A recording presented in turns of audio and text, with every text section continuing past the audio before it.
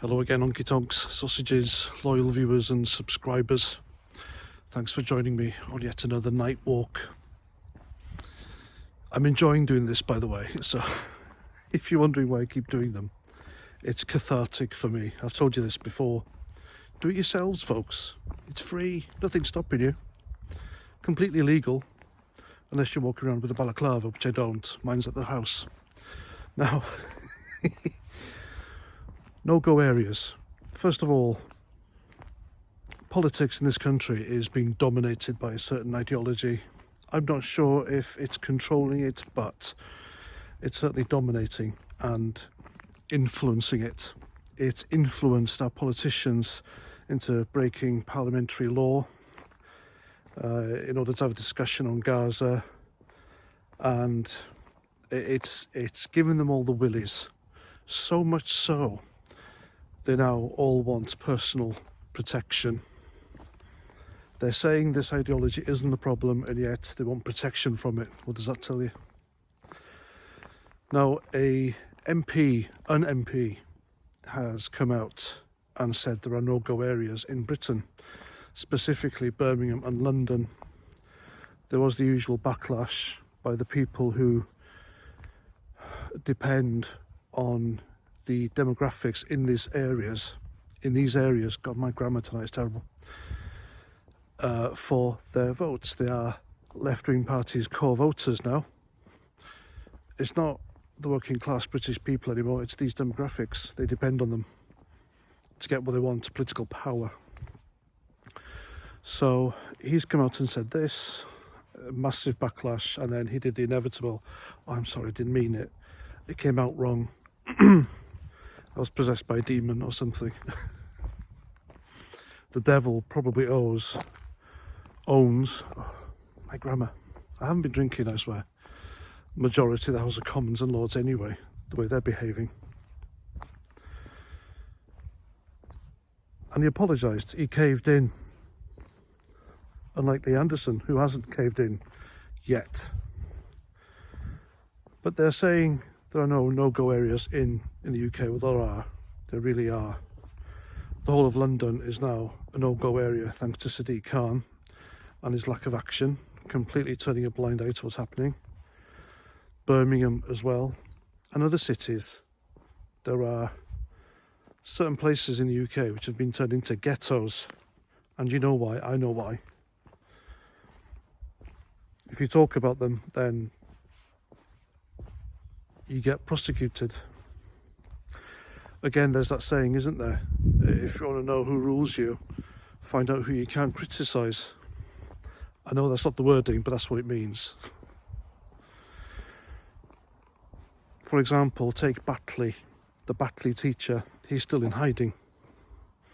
The guy is still in hiding because the religion of getting away with everything and getting upset with everything and everyone got upset over him for teaching his class about their... is that a person over there? I hope not. It's a tree. Is that a tree? Yes. Blind as a bat. You wouldn't believe I was once a sniper, would you? But there we go. It's between you and me. Shh. The Batley school teacher is still on the run, hiding in this constituency, and his MP's done nothing. All because he taught his school kids, his class, about a certain prophet. And they didn't like it. They whipped up. They got completely crazy. And threatened the school and threatened him. And he's in hiding for his life. Nothing done about that. That would tell me that's a no-go area, wouldn't you? You're not allowed to do a certain thing there, otherwise they'll get you. And it shouldn't be like that in Britain. It really shouldn't. And yet here we are.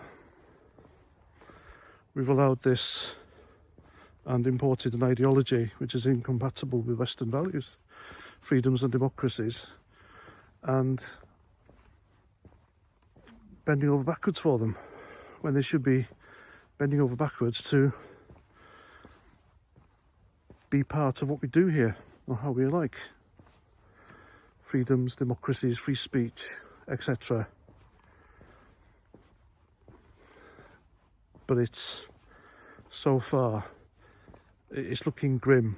Somebody messaged me on X this morning. I know this is being posted in the morning, but I'm doing this last night. And he said, Paz, do you reckon this is all going to go to a head? Is anything going to happen? Is going to be a backlash? I said, I don't know. I honestly don't know. The British people have stood by, watched, took it all, said nothing for all these years. We might say nothing, take it all for many, many other years. Who knows? There's going to be a catalyst. God knows what that catalyst is going to be. And it'll be a dark day for Britain if it turns into conflict. They should be sorted out before that. If only we had MPs, politicians with the backbone to sort it all out. But they don't, do they? They really don't. And politics is in disarray in this country now. The Tories banished Lee Anderson. Lee Anderson has refused to apologise. He has been supported by people up and down the country who said that he only said what they think. And the Tories are regretting it because Tory MPs siding with him as well, saying by letting go of Lee Anderson and treating him like that, they've lost their connection with working class, because Lee Anderson is seen as working class. And now he's in talks with Reform. As of this evening, that's all we know. He's had talks with Richard Tice on Sunday, 2 days ago, well 3 days ago now if you're watching this. And he could be joining them. And if I was him, I would rather jump ship and join a party, even though I disagree with that party and its leader, that's on its way up and gathering support, rather than staying on the sinking ship, which is the Conservative Party, which is losing support, and they are big time. The next election, it's in the bag for Labour. It really is in the bag. And all because they refuse to address the massive elephant in the room. And they've allowed it to influence and dominate politics. And if they're not careful, it'll do the same to society here in Great Britain. If you think there are no no-go areas in Britain, try walking down certain communities wearing an Israeli flag around you. That'll tell you everything. Even a Union flag. Sadly, if there is a heaven or hell, and British soldiers are in either one, they fought and died in World War I and II for freedom, democracy, king and country. And they're seeing what Britain has been turned into now. I wonder what they're thinking. Are they thinking, why the hell did we bother? Is this their vision of what they wanted society to be like? Who knows? But if it was me, I'd be in complete disdain. I really would. I was in Afghanistan and Iraq, and if I died in either, or if I am dead and I didn't know it, and this is heaven or hell,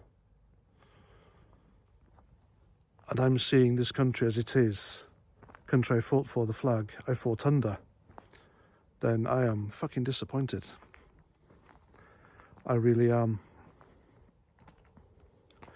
So how's it all going to end? God knows. I really don't know. Is it up to the politicians? Is it up to the public? I don't know.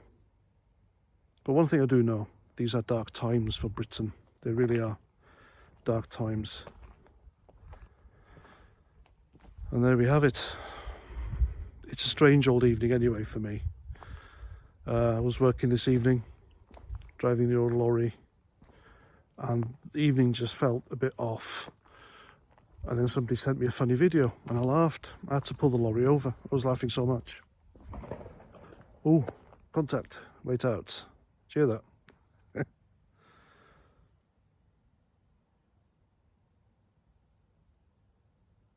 See, because I'm a veteran, I hear bangs like that.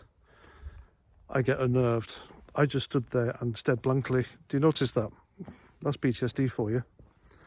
I know that wasn't small arms fire. I know I'm not in a contact zone, but that's what it does. Was that a pistol? Was that a rifle? What was that? Of course, it was neither. God knows what that was. Anyway, strange old evening. All I know is the penny dropped on someone tonight. If you know, you know. And that's me. I'm Paz 49. Thanks for listening. Thanks for watching. Hit the sub button. Share my stuff everywhere. Give it a like. YouTube hates that. That means it has to share me and what I say then. And it doesn't agree, does it? Right. Enjoy your day. I'm Paz 49. Until the next time. Roger Trout.